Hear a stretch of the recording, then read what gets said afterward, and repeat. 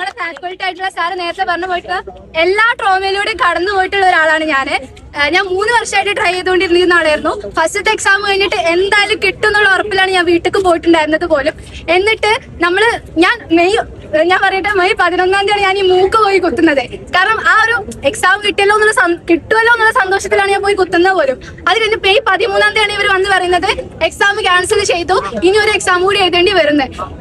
അപ്പൊ ഉണ്ടായിരുന്ന ഒരു മാനസികാവസ്ഥ എങ്ങനെ ഞങ്ങൾ അതിലൂടെ കടന്നു പോയിട്ടുള്ളത് എന്റെ ഫ്രണ്ട്സും എന്റെ കോച്ചിങ് ഇൻസ്റ്റിറ്റ്യൂട്ടിലുള്ളവരാണെങ്കിലും നമ്മുടെ സ്റ്റേറ്റിലും നമ്മുടെ ഇന്ത്യയിലും ഈ എക്സാമിന് വേണ്ടി പ്രിപ്പയർ ചെയ്തിരുന്ന ഓരോ കുട്ടികളും എങ്ങനെ കടന്നു പോയിട്ടുണ്ടായിരുന്നുള്ളത് മനസ്സിലാക്കിയിട്ടുണ്ടായിരുന്ന ഒരാളാണ് ഞാൻ. എന്നിട്ട് പിന്നെ നമ്മൾ ഈ എക്സാമിന് പോകുന്ന സമയത്ത് പഴുത്തിലെടുക്കുന്ന ഈ മൂക്കുത്തി വരെ ഊരി വെച്ചിട്ടാണ് ഞങ്ങൾക്ക് പോവേണ്ടി വന്നിട്ടുണ്ടായിരുന്നത്.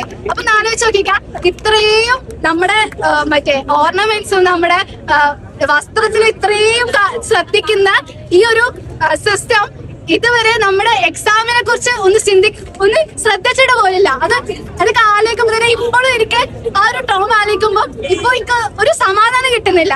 അപ്പൊ എന്റെ കൂടെ ഉണ്ടായിരുന്ന എല്ലാ സ്റ്റുഡൻസിനും ഈ വന്നിട്ടുള്ള എല്ലാ ജെൻസി പിള്ളേർക്കും ജെൻസീസിനെ സപ്പോർട്ട് ചെയ്തിട്ടുള്ള എല്ലാ മില്യനേഴ്സിനും ഞാൻ വളരെയധികം താങ്ക്സ് പറയാണ്.